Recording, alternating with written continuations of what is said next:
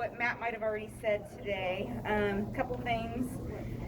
Make sure you're unchecking the box and pre-op on your medication reconciliation at the very least, and making sure that you're updating med list for patients so that we can have our physicians carry that out afterwards.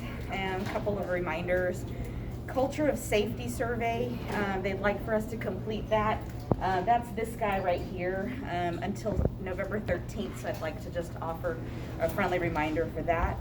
Flu shot campaign, make sure that if you have not received your immunization, you have until the 13th, but as I've been saying periodically every other day, don't wait till the 13th to get that flu shot, because you really need to submit the documentation a couple days prior so that HR has that covered.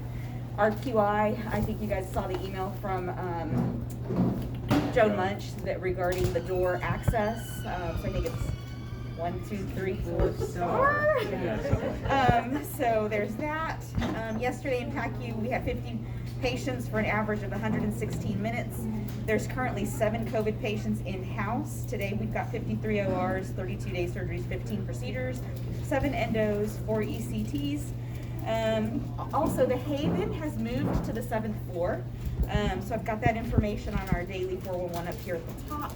So if you need to call to make an appointment, just remember that you'll probably be directed to go up to the 7th floor. ICU D is being turned back into a COVID unit just as a precaution in case we need to care for more patients. Obviously, there's 7 in-house right now. I don't know where all those patients are at currently.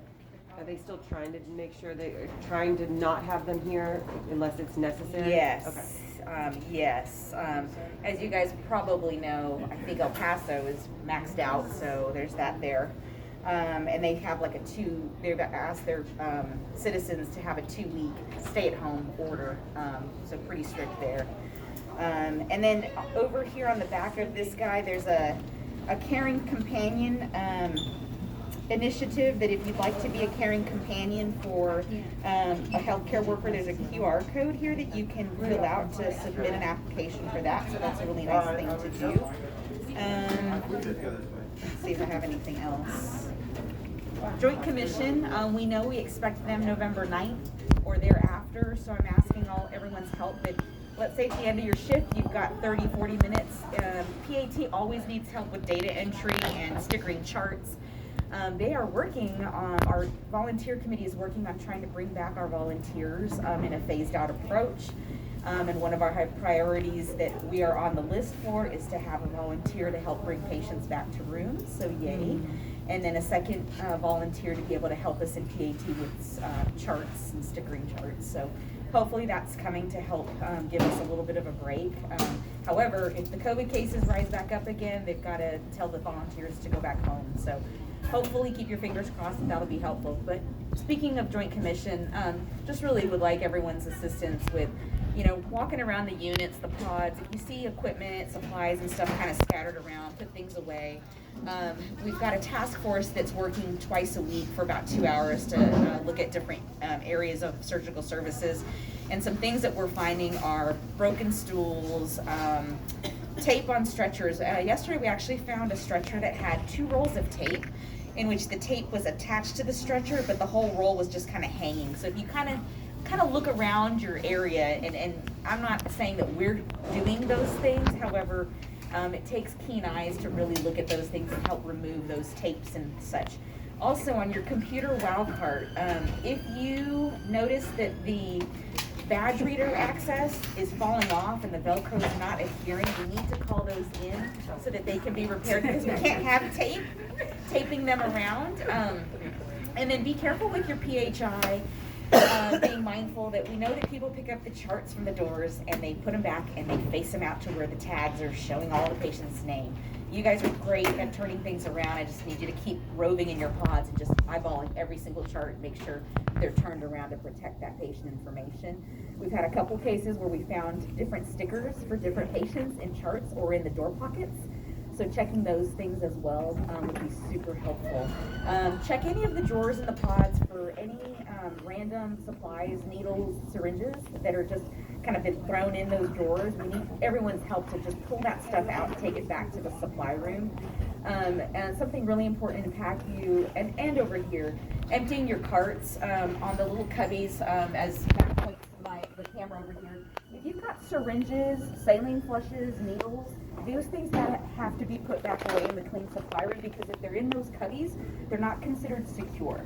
So they either have to be in the locked drawer or put back in the PACU supply room at the end of your shift. So your help would be really appreciated on that. All syringes, even empty ones? Yes, yes. Even empty syringes.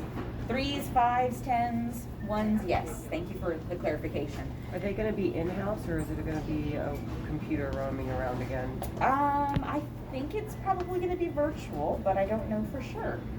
So good question. I would imagine virtual just because of how COVID's going. I have some good news. We've got a new hire that'll be starting next week, November 2nd. She's transferring to us from sterile processing. Her name is Bobby. So she'll be learning day surgery phase 2 PCT role plus indexing for us in the office to hopefully help our PAT partners, because we know you guys have been really working your tissues off, so thanks. And then we're still interviewing for another pre-admission testing nurse / hallway nurse as well, so just know that all that's in the works to help support our staff. And then of course our 2 new fellows have been doing really well, so got that Are we going. going to be staffed up for the holidays so that we can open up more than G-Pod for day surgery? So we're looking into that, but part of the issue as well is making sure we have the space to be able to do that. We know we have D-Pod. However, we know that when caseload is high, we're using D-Pod for pre-ops up until like 10, sometimes 11 in the morning. And if you have to open that after that time for phase 2, you're having to figure out when can your nurses be relieved out, or having people spread here and there between F, G, and D. So looking at that, the hospital's looking at some sort of a SPS contract team to be able to help us with the winter season, and so Jan has been buzzing in on that, asking, are y'all including our area so that we can have support? So know that the push is there to help get us the help. Any recognitions or suggestions? I have something I want to mention on our spine patients up to 3 levels, like C1, C2, C2, C3, C3, C4 would be an example of 3 levels. To maintain our spine certification with that program, with bone and joint, every patient has to have a deep vein thrombosis assessment. And there was an email that was sent out from Vanessa a while back about accessing it, but I think it's in the general category, and about halfway down is a DVT assessment. If that patient is a complete and that has not been addressed in PAT, it needs to be addressed here in pre-op. So when you go to forms, you can look pretty quickly to see if there's a DVT assessment. If it's not in there, it needs to be done, because we've had about 3 fallouts in the audits I've been doing over the last month that have come from pre-op. And that's why I'm talking to Vanessa about trying to get it out there. So if y'all have any questions about it, let me know. So if it's 3 levels, yes. Otherwise, if it's not, then it's NA for the thing, right? Yeah, For the I mean, audit. personally, I would just do DVT assessment on any spine case, just to make sure I cover it, but that's, What about the inpatient? Probably. Teresa's question was, what about inpatients? I would probably definitely do a DVT assessment on an inpatient coming downstairs. I would check, because I feel like that is part of admission. Possibly. I agree, so just check your forms, Yeah. because I believe it used to be part of what we had to do for admission. And I'm also, one more thing, I'm also looking at the thermometers. Anna had mentioned that the thermometers seem to be kind of glitchy. If the batteries, if you try to replace the batteries and it's still acting up, more than likely, this whole probe unit probably needs to be replaced, and we have those replacements in our clean supply room. So you just have to push this guy up, and this whole thing gets discarded, and we can replace that. So that might be an issue as well.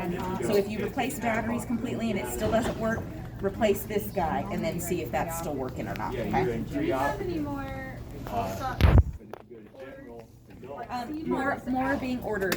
Yep, yeah. And it's only Yeah. up to the Okay, one thanks, to everyone. three level. Everything is